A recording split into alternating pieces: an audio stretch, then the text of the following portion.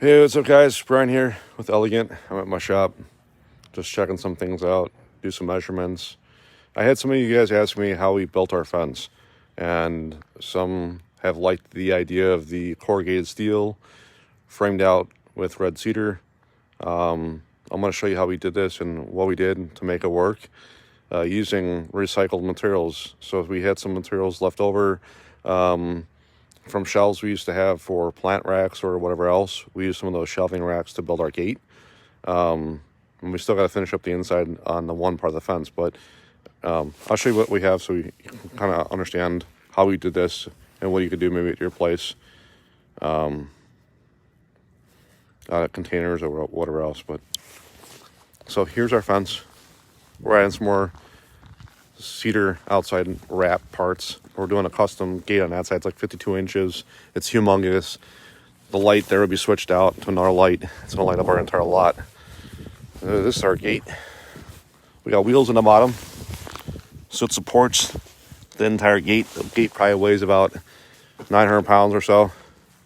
Custom latch from there, and then a little piece at the bottom for the lock, just as you would for a chain link. And that's the inside of the gate. We still got to finish it up, but that's pretty much the framing. We used hey, what's up, Joe? Long time no talk. So we used steel beams as Home Depot racks, we call them, here. So we used Home Depot racks, and we had them fabricate 2 racks together to build the 6-foot gate. And that's our custom latches, heavy duty grease fittings at the bottom. You can see those bolted onto a post, but those posts are in the ground almost 6 feet, and that's the inside. So we got some racks left over. We're going to use some of those for inner pieces between the posts for extra security. But that's how you fabricate stuff together.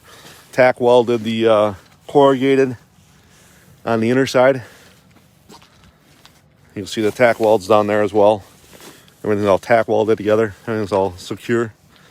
And we anchored it in. And so now, when I exit, close the gate,